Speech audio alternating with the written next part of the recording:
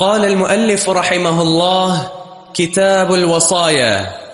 عن عبد الله بن عمر رضي الله عنهما أن رسول الله صلى الله عليه وسلم قال: ما حق امرئ مسلم له شيء يوصي فيه يبيت ليلة أو ليلتين إلا ووصيته مكتوبة عنده. زاد مسلم: قال ابن عمر رضي الله عنهما: فوالله ما مرت علي ليلة منذ سمعت رسول الله صلى الله عليه وسلم يقول ذلك إلا ووصيتي عندي. اس حدیث میں بھی حقوق کے تعلق سے بڑا اہم مسئلہ ہے. وصایا وصیہ کی جمع ہے، وصیت. اور یہاں وصیت سے مراد یہ کہ ایک شخص ایک وصیت کرے. وصیت کا جو نفاذ اور اطلاق ہے وہ اس کے مرنے کے بعد ہو.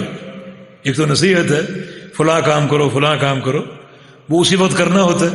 لیکن وصیت یہ ہے کہ جب میں فوت ہو جاؤں، میرے مرنے کے بعد میری اس وصیت کو نافذ کیا جائے اور جاری کیا جائے.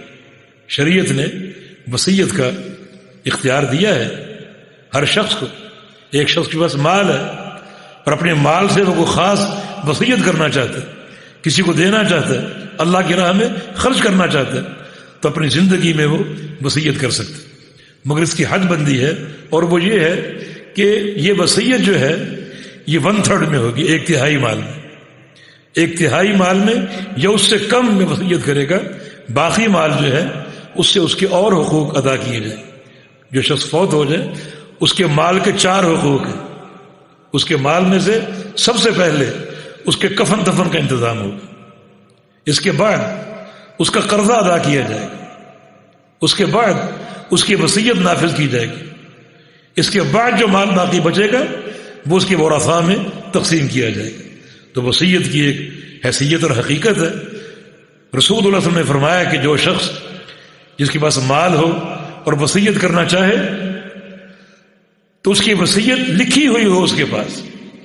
سفر پہ جا رہے 1 رات یا 2 راتوں کے لیے، 2-4 دن کے لیے، تو وصیت لکھ کر چھوڑ جائے تاکہ اگر سفر میں اس پر موت واقع ہو گئی تو اس کی وصیت موجود ہو، اور اس کے بعد اس کے جو ورثاء ہیں، جو اس کے اہل ہیں، وہ اس کو نافذ کر سکیں. وصیت کا فائدہ ہے. اور پھر وصیت بعض وقت دینی ہوتی. مثلا ایک باپ وصیت لکھتا ہے کہ میرے مال میں سے جو ہے وہ اتنا مال اللہ کی راہ میں خرچ کیا جائے، مسجد بنائی جائے، یعنی 1/3 کے اندر. اور پھر ساتھ ساتھ وصیت کرے کہ میں اپنی اولاد کو وصیت کرتا ہوں نماز قائم کرنے کی، زکوٰۃ دینے کی، تم صاحب حیثیت و حج کرنے کی وصیت کرتا ہوں. کیونکہ اولاد اپنے باپ کی وصیت کا احترام کرتی. اگر وہ سمجھتا کہ میری اولاد بے نماز ہے تو وہ نماز کی وصیت کر جائے. زیادہ یہ بات قرین قیاس ہے کہ باپ کی اس وصیت کو کہ ابا مرحوم جاتے جاتے یہ بات لکھ کر گئے ہیں، ہم نماز پڑھ ہی لیں، ہو سکتا ہے نماز کی پابندی کریں. نوح علیہ السلام نے اوصى ابنہ عند موتہ، اپنے بیٹے کو اپنی موت کے وقت وصیت کی تھی کہ یا بنی اوصیک بلا الہ الا اللہ، میرے بیٹے میں تجھے لا الہ الا اللہ کی وصیت کرتا ہوں کہ اس کلمے کو پکڑ لے، اختیار کر لے، اس کا کثرت سے ذکر کر، اس کا فہم حاصل کر اور اس کے معنی پر قائم ہو جا، عقیدۃ و عملا. یہ وصیت. اور فرمایا کہ اتنا قیمتی کلمہ ہے، اگر 7واں آسمان 7 زمینیں ایک پلڑے میں ڈال دی جائیں اور یہ کلمہ ایک پلڑے میں ہو تو یہ پلڑا بھاری ہوگا. آسمان و زمین ہلکے پڑ جائیں گے اس کلمے کے مقابلے میں. یہ نوح علیہ السلام کی وصیت کتنی خالص توحید اور دین کی وصیت ہے. تو الوصایا وصیت کی جمع، یعنی شریعت نے ترغیب دلائی ہے اگر آپ وصیت کرنا چاہتے ہیں کسی کے لیے بھی اپنے مال میں سے تو وصیت آپ کی لکھی ہو. ناگہانی موت آ سکتی ہے تو آپ کے بعد وہ وصیت آپ کے ورثاء کو مل جائے اور اس کو نافذ کر سکیں. جناب عبداللہ بن عمر اس کے راوی ہیں، فرماتے ہیں کہ رسول اللہ صلی اللہ علیہ وسلم نے ارشاد فرمایا ما حق امرئ مسلم له شيء يوصي فيه يبيت ليلة أو ليلتين إلا بوصية مكتوبة عنده.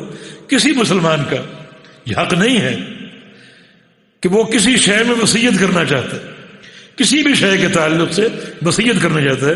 یبیت لیلہ او لیلتین، ایک رات وہ کہیں گزارتا ہے، ایک رات کا سفر اختیار کرتا ہے یہ 2 راتوں کا سفر اختیار کرتا ہے، الا بوصیتہ مکتوبۃ عندہ، مگر اس کی وصیت اس کے پاس لکھی ہوئی ہو۔ آپ سفر پہ جا رہے ہیں، اپنی وصیت لکھ دیں، لکھ کر کسی کے حوالے کر دیں یا اپنے پاس رکھیں، تاکہ آپ کے مرنے کے بعد اگر سفر میں کوئی ایسی ناگہانی کوئی مشکل آ سکتی ہے اور آپ موت کا شکار ہو سکتے ہیں کہ موت اچانک بھی آ سکتی ہے، تو وصیت موجود ہو اور اس کو آپ نافذ کر سکیں۔ آگے عبداللہ بن عمر جو اس حدیث کے راوی ہیں، ان کی ایک فضیلت ظاہر ہو رہی ہے، مطلب کہ فواللہ ما مرت علی لیلہ منذ سمعت رسول اللہ صلی اللہ علیہ وسلم یقول ذلك الا بوصیتی عندی، اللہ کی قسم جب سے میں نے پیغمبر علیہ السلام کی یہ حدیث سنی ہے، ہر رات میری وصیت میرے پاس ہوتی، جب سے یہ حدیث سنی۔ تو جناب عبداللہ کا عمل بالحدیث، کس قدر ان کو حدیث سے محبت تھی، حدیث پر عمل کا شوق تھا، بلکہ یہ تو نبی علیہ السلام کا فرمان ہے، انہوں نے سنا اور پلے سے باندھ لیا۔ ایک دن رسول اللہ صلی اللہ علیہ وسلم ممبر پہ خطبہ ارشاد فرما رہے تھے، مسجد نبوی کے بہت سے دروازے، دائیں بائیں آگے پیچھے، ایک دروازے کی طرف آپ نے اشارہ کیا، فرمایا کہ لو جعلنا هذا الباب للنساء، میری یہ خواہش ہے کہ یہ دروازہ جو ہے عورتوں کے لیے مخصوص ہو، اس دروازے سے عورتیں آئیں اور جائیں نماز کے، مگر آپ نے اس خواہش کو نافذ نہیں کیا، کیونکہ جو اس طرف سے لوگ آئیں گے انہیں پھر گھوم کر آنا پڑے گا اور گھوم کے جانا پڑے گا، ان کے لیے تکلیف ہوگی، اس خواہش کو آپ نے نافذ نہیں کیا۔ جناب عبداللہ بن عمر نے یہ خواہش سن لی، اس دروازے سے کبھی داخل نہیں ہوئے کہ میرے پیارے پیغمبر کی خواہش ہے کہ یہ دروازہ عورتوں کے لیے ہو، گو آپ نے حکم نہیں دیا اور اس کو نافذ نہیں کیا، لیکن خواہش کا بھی اتنا احترام کیا کہ وہ دروازہ کبھی استعمال نہیں کیا، نہ اس سے داخل ہوئے اور نہ اس سے خارج ہوئے۔ یہ ان کا عمل بالحدیث۔ اللہ تعالی ہمیں بھی حدیث پر عمل کرنے کی اور تمسک کی توفیق عطا فرمائے۔ جی